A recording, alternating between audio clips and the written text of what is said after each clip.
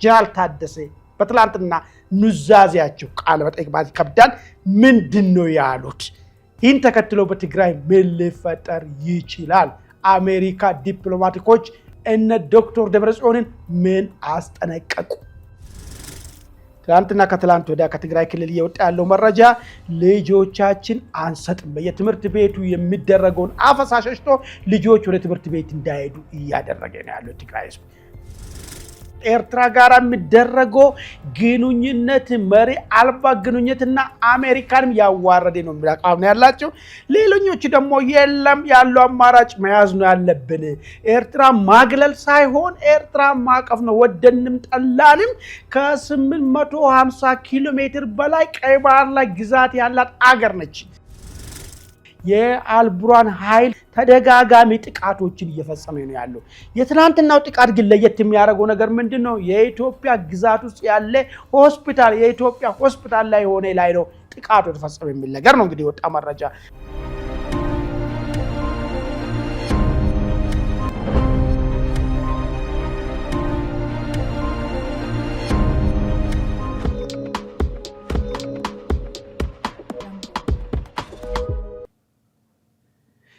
ሰላም ጤና ይስጥልን ውድ የኢትዮ ውይይት ልዩ ዝግጅት አድማጭ ተመልካቾቻችን፣ ይህ ዕለታዊ የተሰኘው ዝግጅታችን ነው። በዛሬው ዕለታዊ ዝግጅቴ የትግራይ ጊዜያዊ ፕሬዝዳንት ሌተናል ጀነራል ታደሰ ወረደ ጦርነት ለትግራይ ህዝብ አስፈላጊ አይደለም፣ የሚደረገውንም ጦርነት አልደግፍም የተባለ ጦርነትም ጥናት ላይ ተመሰረተ አይደለም፣ የትግራይ ህዝብም ጦርነቱን ሊሸከም የሚችልበት ትከሻ የለውም ሲሉ ትላንትና ተናገሩ።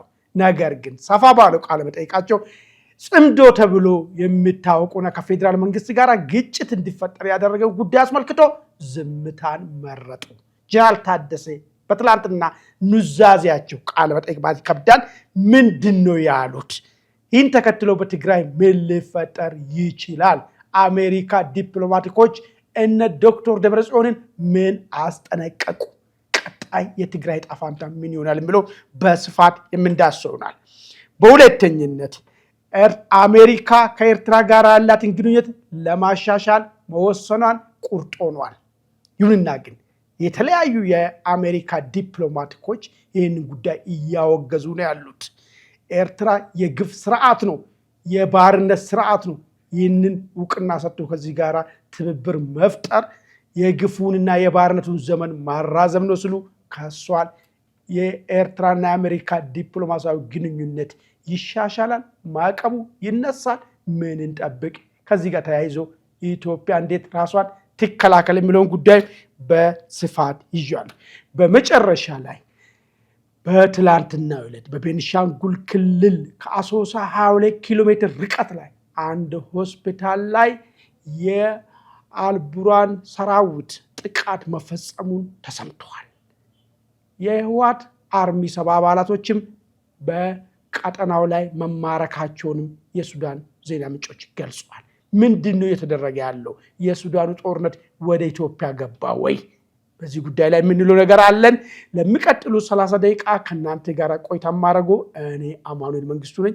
እናንተም ኢትዮ ውይይትን ሰብስክራይብ እያደረጋችሁ እንደዚሁም ደግሞ ይሄ ዝግጅት ለሌሎች ተደራሽ እንዲሆን ላይክ፣ ሼር እያደረጋችሁ አብራችሁ እንዲቆዩ የጠየቁ ቀጥታ ወደ ዝግጅቴ አልፋለሁ ማለት ነው።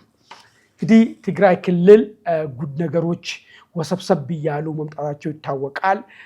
ህወሓት ከነገ ማለት ነው አይ ቲንክ በ23 ጊዜያዊ አስተዳደሩን እንደሚቆጣጠረውና ጀነራል ታደሰም ስልጣን ርክክብ እንዲያደርጉ በሰላማዊ መንገድ ጠይቋል። ይህ ካልሆነ ግን በጉልበት ሊፈጽም እንደሚችል ተናግሯል። ይህ በእንዲህ እንዳለ ጀነራል ታደሰ ትላንት ማታ ሪዮት የሚባል ሚዲያ ላይ ቀርቦ ያለውን ሁኔታና ምን እንደሚያስቡና ወደፊት ምን መሆን አለበት ብሎ የሚገምቱትን ነገር የኑዛዜን አይነት ነገር ተናግረዋል። በዚህ ቃለ መጠየቃቸው ላይ ጀነራል ታደሰ ጦርነት አዋጪ አይደለም የሚል ሐሳብ ነው ይዞ ቀረቡት። አሁን ጦርነት ለማካሄድ መጀመሪያ ያለን አቅምን ትገመግማለህ፣ የጠላትን አቅም ትገመግማለህ። እኔ እንደ ጦር ባለሙያ ይህ ነገር አልተደረገም የሚል ነገር ነው። እንግዲህ እነ ሳንዙ የሚያነሱትን ጉዳይ ነው እንግዲህ ጀነራሉ ያነሱት። ምንድነው የጠላትን አቅም ባልታየበት ሁኔታ የራስን አቅም ብቻ አይቶ ጦርነት ውስጥ መግባት ውድቀት ነው የሚለውን ነገር ነው ያነሱት። ይሄ ከትግራይ አቅም ጉዳይ ነው።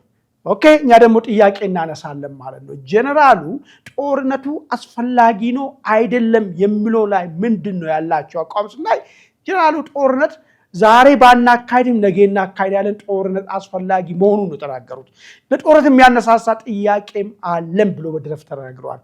እንግዲህ እንደ አንድ ብሎ ከጠቀሱት ውስጥ አንዱ ተፈናቃይ ነው። እሳቸው ከአንድ ዓመት በላይ በበሩ ክልል ውስጥ እነዚህን ተፈናቃዮች ወደ ቀያቸው ለመመለስና በሰላማዊ መንገድ ችግሩን ለመፍታት ያደረጉ ጥረት ምንድነው ሲባሉ ምንም እዚህ ግባ የተናገሩ ነገር የለም ማለት። ስለዚህ ጀነራል ታደሰ ጦርነቱን አልደግፍም ያሉት አሁን ብናካሄድ ፌደራል መንግስቱ የተሻለ ጥንካሬ ከኛ በላይ አለው፣ አሁን ብንሄድ ጉዳቱ መጣው ከሚለው አንፃር ነው እንጂ በጦርነት ችግሩን መፍታት አለብን የሚለው ጉዳይ ላይ እምነታቸው አሁንም ጦርነት ብካሄድ ይሻላል የሚል አቋም እንዳላቸው ውስጡን እንግዲህ መረዳት ተችሏል። ነገር ግን በአፋቸው ምንድነው የሚሉት ደጋግመው ተናገሩት። ጦርነት ብቻ አማራጭ መደረግ የለበትም፣ ሌላ ነገሮች መታየት አለበት ይላሉ። ዘው ተብሎ ጦርነት ውስጥ መገባት የለበትም ይላሉ። ለጦርነቱም ደግሞ ትግራይ ጦርነቱን መሸከም የሚችልበት ሁኔታ ላይ አይደለም ምን ነገር ነው የሚያነሱ። ነገር ግን ነገሩ ሲጠቀለል ጀነራሉ ሊሉ የፈለጉ ነገር ምንድነው ዛሬ እንዋጋ እንጂ ነገ እንዋጋ፣ ነገ ሊያዋጋን የሚችል ኮዝ አለ የሚል ነገር ነው።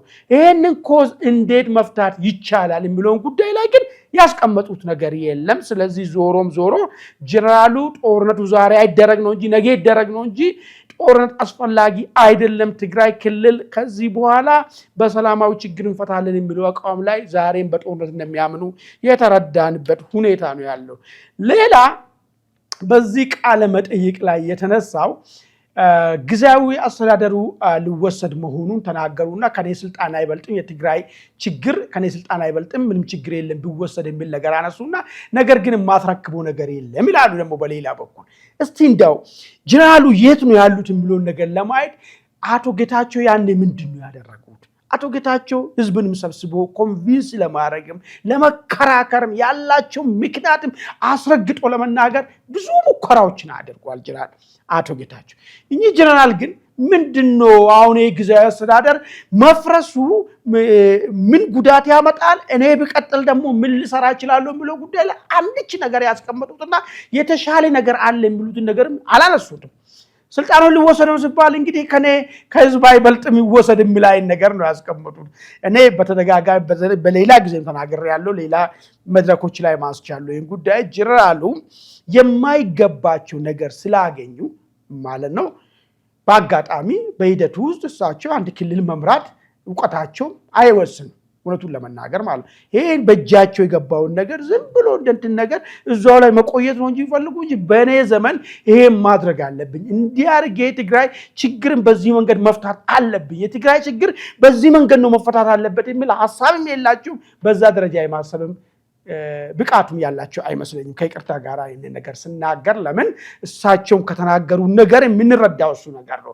ምንድነው እነዚህ ሰዎች የሚያቀርቡት? የህወሓት ሰዎች የቱ ጋር ተሳሳቱ፣ የትኛው አስተሳሰባቸው ተሳሳተ ብሎ ተንትኖ ለማቅረብም አልቻሉም ሰውየው ማለት ነው። ስለዚህ በዚህ ደረጃ ከፍ አድርጎ የማሰብ ጉዳይ ላይ ትንሽ የአቅም ውስንነት እንዳላቸው ነው የምንረዳው። ነገር ግን ሌላኛው ነጥብ ጦርነት ብነሳ ምን ያደርጋሉ ሲባሉ እኔ ፌደራል መንግስትን አልጠራም፣ እንዳውም ተደጋጋሚ ሲከሱ የነበረው ከህወሓት በላይ ፌደራል መንግስት ነዳጅ ከለከለ፣ በጀት ከለከለ፣ የተለያየ ወዘተ የሚባል ነገሮችን ነው ክስ ያነሱ ነበረው።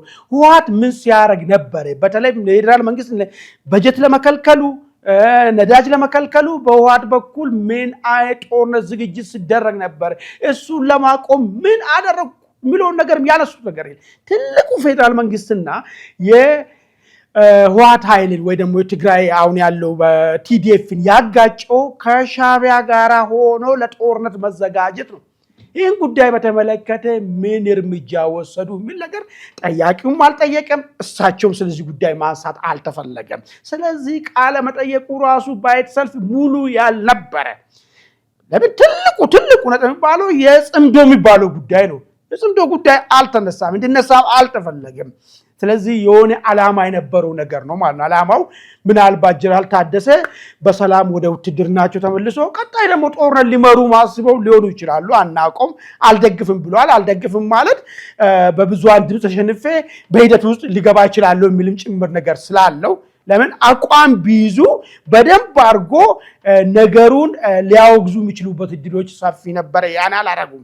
ስለዚህ እሳቸው ነገ የጦርነት አካል ሊሆኑ የሚችሉበት ሂደት ነበረ ሊኖር ይችላል የሚል ጉዳይ ነው። እንግዲህ ከዚህ ጋር ተያይዞ ትግራይ ክልል ሰሞኑን ዲፕሎማቲኮች የአሜሪካ ኤምባሲ ዲፕሎማቲኮች ወደዛ ማቅናታቸው ተሰምተዋል። ጀነራሉም አግኝቶኛል አሉ። ምክር ነገር ነው፣ ጥያቄ ነገር ነው ያነሱ። እዛ ላይም ግልጽነት የጎደለ ነገር ነው ሲናገሩ የነበሩ። ነገር ግን በቲፒኤልኤፍ በኩል ከዛው ከቲዲኤፍ አካባቢ ወጡ መረጃዎች የሚያመላክቱ ምንድነው ማስጠንቀቂያ መሰጠቱ ነው። ምን የሚል ማስጠንቀቂያ? ይሄ ጦርነት ውስጥ ይገቡና እኛ ውስጣዊ ጉዳይ ላይ አይመለከተንም፣ እንደፈለጋችሁ የመሆን መብታችሁ ነው፣ መብታችሁንም አታስከብሩ ብለንም እንትን የምንላቸው ነገር የለም። ነገር ግን ይሄ ጦርነት ከተነሳ ቀጠናው ላይ አደጋ ስለሚፈጥር ቀጠናው ደግሞ አደጋ ውስጥ ከገባ የአሜሪካ ብሔራዊ ጥቅም ስለሚነካ አልለቃችሁም እንደተባሉ እንግዲህ እዛው የትግራይ ምንጮች ይህን ጉዳይ እየተናገሩ ነው ያሉት እና ስለዚህ አሜሪካ ከወዲሁ ህወሓት የሚያነሳውን ጦርነት እንደማትቀበልና የራሷን ብሔራዊ ጥቅም እንደሚጎዳባት፣ ይህ ግን ገፍቶ ዋዶ የሚቀጥልበት ከሆነ የተለያዩ ማዕቀቦችን የወታደሮችን ሀብትን ፍሪዝ ማድረግ ይሁን የፖለቲከኞችን ሀብት ፍሪዝ ማድረግ ይሁን የእንቅስቃሴ ገደብ መጣል ይሁን የተለያየ ነገር እንደምታደርግ እዚህ ጋር እንዲሰመርበት ከወዲሁ ተነግሯል። ማዕቀብ እንዲጣል እንጂ ነገ ለሚደረገው ጦርነት በዚህ በራሳቸው ጥፋት ለፈጠሩ ጦርነት መንግስት ላይ ጫና ላያደርጉ እንደሚችሉ ሁሉ ፍንጭ እየሰጡ ነው ያሉት ማለት ነው። ይሄ በአሜሪካ በኩል ያለው ነው። የትግራይ ህዝብ ከበሮ የተመታለት ያለውን ጦርነት አስመልክቶ ምንድነው ያለው አቋም? ልክ ትናንትና ከትላንት ወዲያ ከትግራይ ክልል እየወጣ ያለው መረጃ ልጆቻችን አንሰጥም፣ በየትምህርት ቤቱ የሚደረገውን አፈሳ ሸሽቶ ልጆች ወደ ትምህርት ቤት እንዳይሄዱ እያደረገ ነው ያለው ትግራይ ህዝብ። ይሄ ማለት ምንድነው? ጦርነቱ እርባና የለውም፣ ከዚህ በኋላ በዚህ ሂደት ውስጥ መግባት አንፈልግም፣ በባለፈው የተገኘው ነገር የለም የሚል አቋም መያዛቸውን የሚያመላክት ነገር ነው ማለት። በሁለተኝነት ደረጃ እነዚህ ቲዲኤፍ ተብሎ በዲሞቢላይዜሽን የተበተኑት ምናምን በያሉበት እየተደወለላቸው ነው ያለ። ይህም ደንበኛ የጦርነት ዝግጅት አመላካች ጉዳይ ነው ማለት። እነዚህ ቲዲኤፎች በተለይ የመንግስት ሰራተኛ ሆኖ ወታደሮች ሲያገለግሉ የነበሩትን በመልሶ መግባት እንዲገቡ ጥሪ እየተደረገላቸው ነው ያለው። ይህ ሁሉም ያመላክተው ቀኑን ማስቀመጥ ባንችል፣ ሳምንቱን ማስቀመጥ ባንችል፣ ሰዓቱን መጥቀስ ባንችል በህወሓት በኩል ጦርነት ለመክፈት ሙሉ ዝግጅት መደረጉ ነው ማለት ነው። እንግዲህ አንድ ወገን ብቻ አይደለም ጎበዝ ጦርነት ብሎ በመንግስት በኩል ምንድነው የሚደረገው ብለው ነገር ነው እንግዲህ ዋናው ጉዳይ ማለት። እዚህ ላይ ጀነራል ታደሰ ያን ጥያቄ ተጠይቆ ነበር። መንግስት ሆን ብሎ እናንተ ወደ ጦርነት እንዲገቡ ነገሮችን ሲሰራ ነበር ወይ ብሎ ጋዜጠኛው ጠይቋል ማለት። ለምሳሌ በጀት መያዝ፣ ደሞዝ መያዝ ምናምን የሚል ነገሮች፣ ቤንዚን መያዝ ምናምን የሚለው ነዳጅ መያዝ የሚለው ነገር ጀነራል ታደሰ ያው ክልሉ የማዳከም ስራ መንግስት እየሰራ ነበር። በሚገርም ጀነራል ታደሰ በጣም የሚገርም ነው። ብዙ ጊዜ ስለተናገርኩ አይቆጨኝም ስለ ጀነራል ታደሰ ነገር።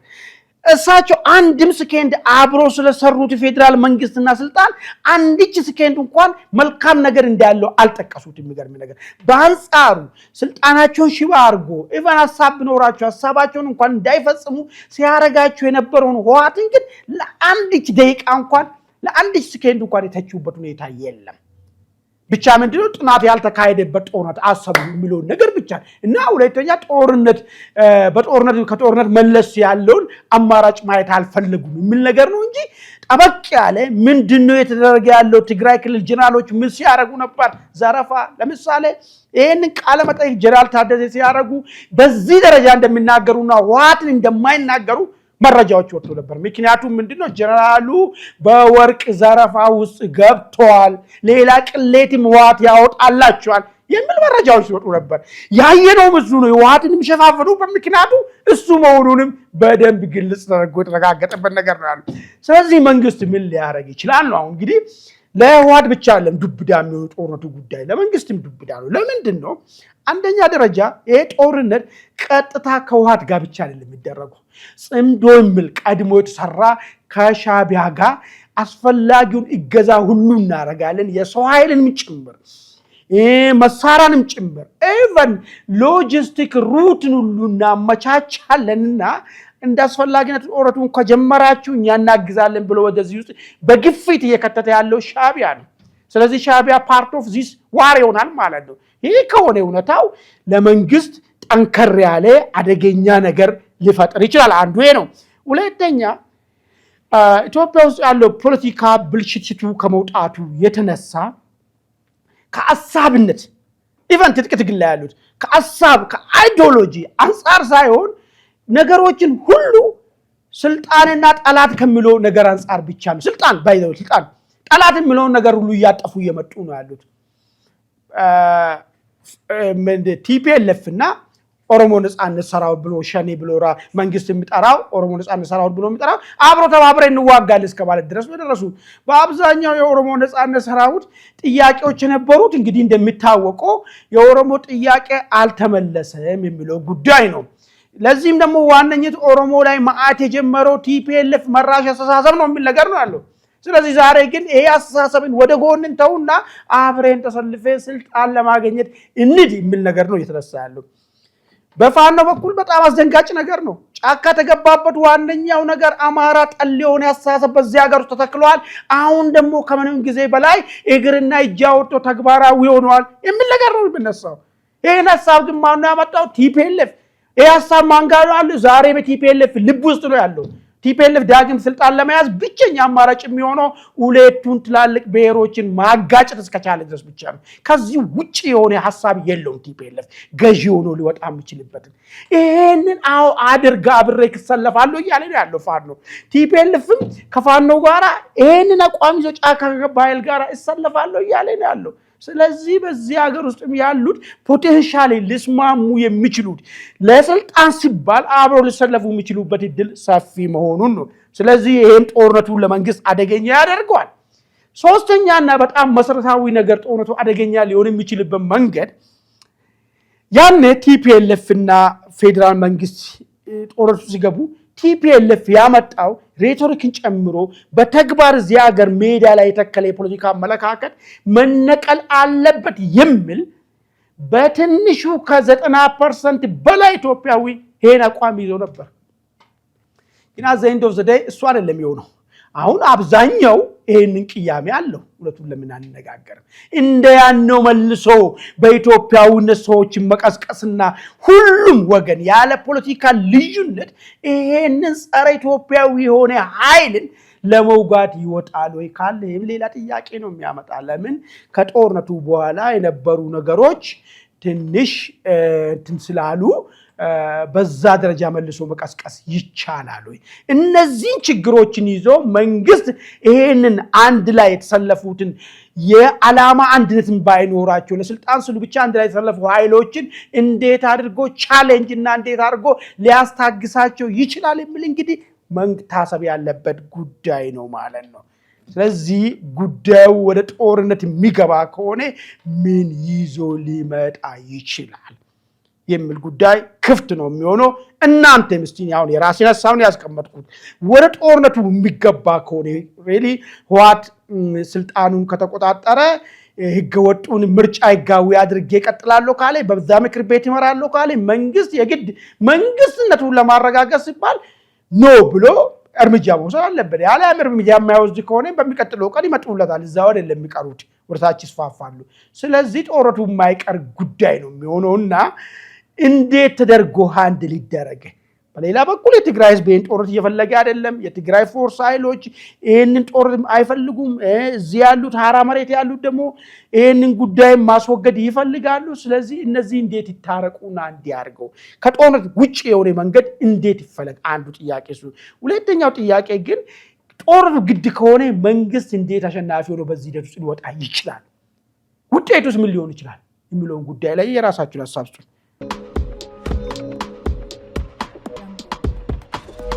መልካም ወደ ሁለተኛ አጀንዳ የተሻገር ጉዳዩ የኤርትራ ጉዳይ ነው። የአሜሪካና የኤርትራ ጉዳይ እንግዲህ ቁርጥ ሆነዋል። የአሜሪካ ዲፕሎማቲኮችም ተከፋፍሎ የተጣጣዙ ነው የሚገኘው። አንዳንድ ወገኖች ከኤርትራ ጋር የሚደረገው ግንኙነት መሪ አልባ ግንኙነትና አሜሪካንም ያዋረደ ነው የሚል አቋም ነው ያላቸው። ሌሎኞቹ ደግሞ የለም ያለው አማራጭ መያዝ ነው ያለብን፣ ኤርትራ ማግለል ሳይሆን ኤርትራ ማቀፍ ነው፣ ወደንም ጠላንም ከ850 ኪሎ ሜትር በላይ ቀይ ባህር ላይ ግዛት ያላት አገር ነች። ስለዚህ ማቀፍ ነው ያለብን የሚል መከራከሪያ ያነሱ ያሉት። እንደው አሜሪካ ለምን ይህን ውሳኔ ወሰነች የሚል አንድ የተወሰኑ ነጥቦችን ላንሳና ይሄ ውሳኔስ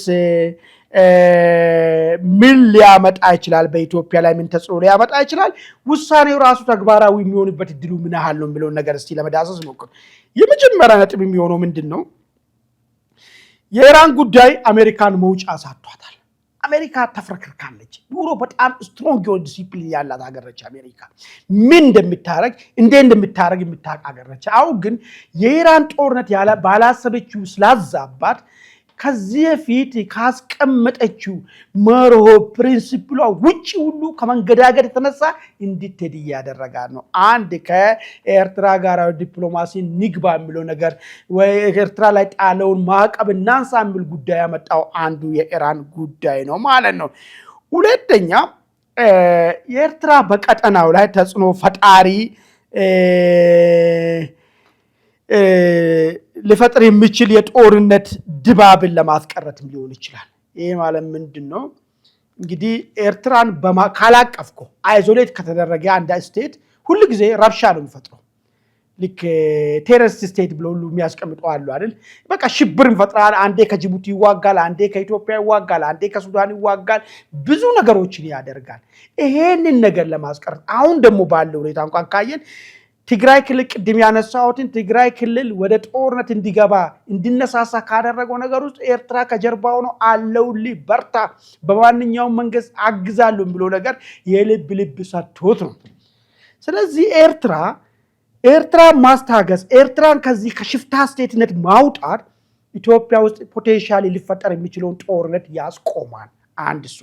ሁለተኛ ሱዳን ውስጥ እንደዚህ አይነት ትርምሶችን ከአልቡራን ጋር ሆኖ ማባራ ነገር የድርድር ምቹማውን ነገሮችን እየፈጠረ ያለው የሻዕቢያ ሽፍታ ስቴት መሆን ነው። ሻዕቢያን ይዜ ሳንክሽኑን አንስተለት ልክ የኖርማላይዝድ ካደረግነው ነገሮች ቀጠናው አካባቢ የሚፈጠሩ ጦርነቶች ሊረጋጉ ይችላሉ።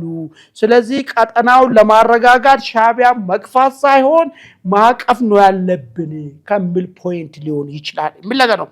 በሶስተኝነት ደረጃ ዓለም አቀፉ ፖለቲክሱ እየተለወጠ መጥቷል። ምንድነው? አሜሪካ ፖሊሲዎቿን እየለወጠች ነው ያለችው።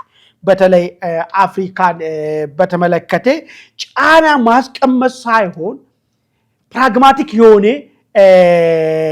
ኮኦፕሬሽን ነው እየፈጠረች ያለችው። ከዚህ በፊት በቃ እንደዚህ ካለች ጫና ውስጥ መክተት ነው። እሱ አልሰራም። በጫና የመጣ ነገር የለም። ስለዚህ የሚሻለው ነገር መተባበሩ ነው።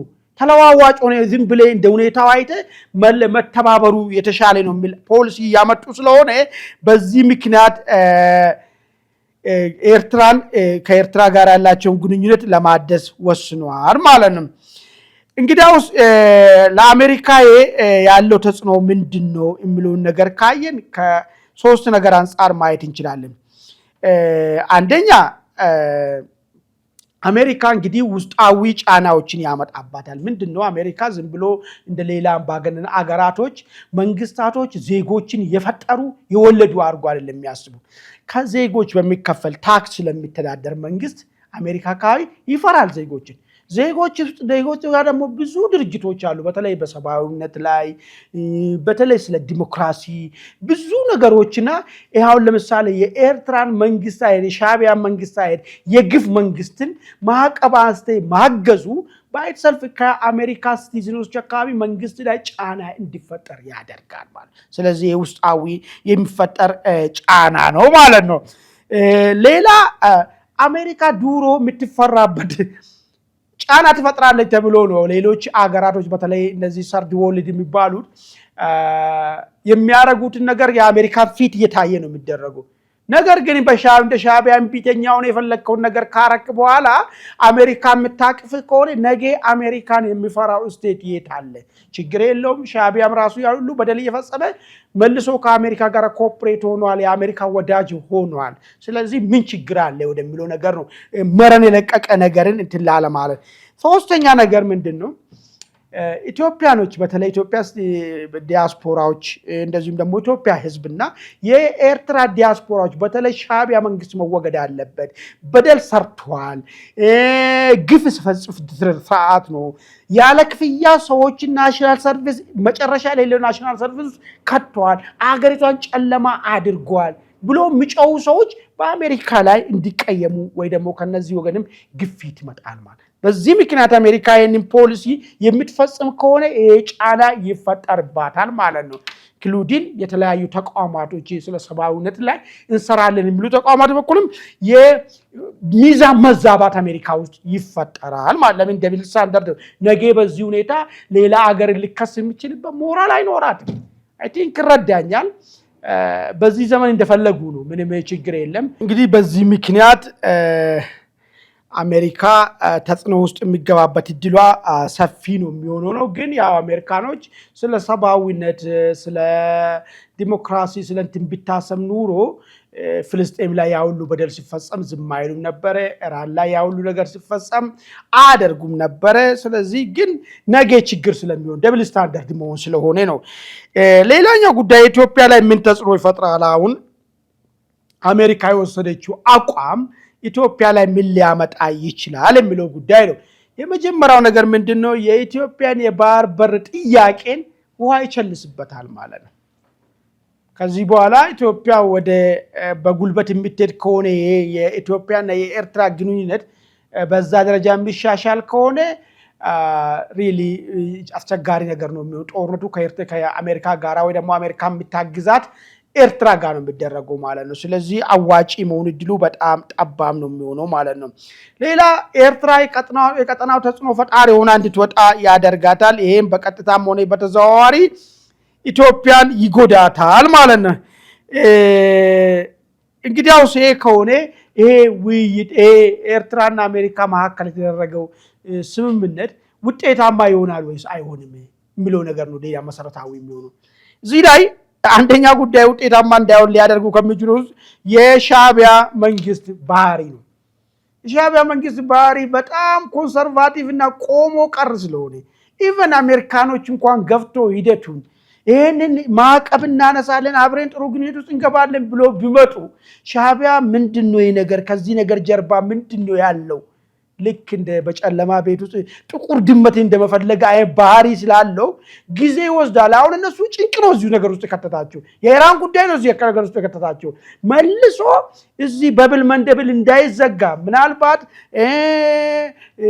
ሀውቲም ይህን ገደብ ቢዘጋ ብቸኛ ሄድ ልታስከፍት የሚችለው የሻዕቢያ ሰራዊት ነው ብሎ አስቦ ሊሆን ይችላል። ሻዕቢያንም ማስቀይመን እዚህ አካባቢ ላይ ጥቅማችን ይጎዳል ከሚል አስቦ ነው። ግን ሻዕቢያ ይህን ነገር ይረዳል ወይ?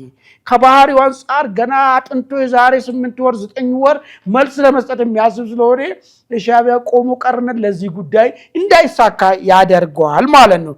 ሌላው ጉዳይ እንግዲህ ኢትዮጵያ የዲፕሎማሲ ጫና ማድረግ ከቻለች፣ እንደሚታወቅ ኢትዮጵያ እንግዲህ ኤዩ አንዳላት ኤዩን በእጇ ላይ ያለ ነገር ስለሆነ ይህን ኤዩን በመጠቀም ጫናን መፍጠር የሚቻል ከሆነ ነገሩን ሀሳቡን ማስቀልበስ ይቻላል። ካልሆነ ደግሞ ዘአዘር ሳይድ አፍሪካ ሞቢላይዝ በማድረግ ልክ እነ መለስ ድሮ ሞክሩት አይን ነገር ጉዳዩ ወደ ምስራቅ መውሰድ ትኩረት ወደዛ መውሰድ ጫወታ ውስጥ የሚገባ ማሳመጽ ማለት ነው። አፍሪካን ወደ በአሜሪካ ላይ ማሳመጽለት እንደዚህ ስራ መስራት የሚቻል ከሆነ ይሄንን የአሜሪካን አቋምን መቀልበስ የሚቻልበት ሂደትና ይሄ ስምምነት እንዳይሳካ ሊያደርግ የሚችለው እድል ይኖረዋል ማለት ነው። እንግዲህ ይሄ እድል ስላለ ይሄን እድል መጠቀም ነው። ምናልባት ውድ አድማጭ ተመልካቾቻችን እናንተም ከሻዕቢያና በኤርትራና በአሜሪካ መካከል የታሰበው አዲስ ግንኙነት መለወጥና ማዕቀብ ማንሳት በምን ደረጃ ውጤታማ ሊሆን ይችላል? ይህንን ውጤታማ ደግሞ ሊያደናቅፍ የሚችል ወይ ደግሞ ሊቀለበስ የሚችልበት በምን ደረጃ ነው? እንደዚሁም ሻዕቢያና አሜሪካ መካከል ግንኙነት መልሶ ከጠነከረ ኢትዮጵያ ላይ ምን ተጽዕኖ ሊያመጣ ይችላል የሚለው ጉዳይ ላይ የየራሳችሁን ሐሳብ እንድትሰጡኝና እንደዚሁም ደግሞ ኢትዮ ውይይትን ሰብስክራይብ ማድረግ አዘንጉ፣ ላይክ ሼር አድርጉ። ወደ የመጨረሻ መውጫ ሐሳቤ ላይ ልግባ። መጨረሻ መውጫ ሐሳቡ እንግዲህ የአልቡርሃንና የፈጥኖ ደራሹ ወይ ደግሞ የጀነራል ዳጋሎን ጦርነት ከሱዳን ባሻገር ወደ ኢትዮጵያ ዳርዳር እያለ መሆኑ አንዳንድ ፍንጮች የገለጹ ነው። ከዚህ በፊት በጣም ወሳኛውን ቦታ ኩምሩክ የምትባለውን ቦታ የፈጥኖ ደራሹና የብሉ ናይል ኃይሎች መቆጣጠራቸው ጋር ተያይዞ የአልቡርሃን ኃይል ትልቅ ድል ማጣቱና የመደራደር አቂሙ መኮስመኑን ያኔ ገልጬላችሁ ነበር። ይህን መልሶ ለማግኘት ስል ተደጋጋሚ ጥቃቶችን እየፈጸመ ነው ያለው። የትናንትናው ጥቃት ግን ለየት የሚያደርገው ነገር ምንድነው? የኢትዮጵያ ግዛት ውስጥ ያለ ሆስፒታል የኢትዮጵያ ሆስፒታል ላይ ሆነ ላይ ነው ጥቃቱ የተፈጸመ የሚል ነገር ነው እንግዲህ ወጣ መረጃ። ምክንያቱም ተብሎ ተገለጸው የአልቡርሃን ሰራዊት እዛ ውስጥ ይታከማል የሚል ነገር ነው። ይህ ማለት ምናልባት የሱዳን ጦርነት አድማሱን አሰፍቶ በዚህ በቤኒሻንጉል ክልል የኢትዮጵያ ግዛት ውስጥ የመደረግ እድል ይኖር ወይ? ይህን እንዴት ነው መከላከል የሚቻለው? ሌላኛው ጉዳይ እዚህ አርሚ ሰባ የሚባለው በዚህ በላይ በሸረሪና በኩል ያለው ቀጥታ ቅጥረኛ ስለሆነ ይዞ መጥቶ እዚህ ብሉ ናይል አካባቢ እያዋጋ ነው ያለው አልቡርሃን። ለዚህ ምልክት የሚሆነው የተማረከውን ጦርን እንግዲህ የጀነራል ዳጋሎ ኃይል አሳይቶታል። ይህ በእንዲህ እንዳለ እንግዲህ ምናልባት እዚህ ሱዳን ውስጥ የሚደረገው ነገሮች ወደ ኢትዮጵያ ሊገቡ የሚችሉበት እድሎች ሰፊ መሆኑን የሚገልጽ ነገር አለ። እንግዲህ ውድ አድማጭ ተመልካቾቻችን የዛሬው ልዩ የዕለታዊ ዝግጅቴን በዚህ ላይ አጠቃልላለሁ። በሌላ ጊዜ እስክንገናኝ ድረስ መልካም ቆይታ።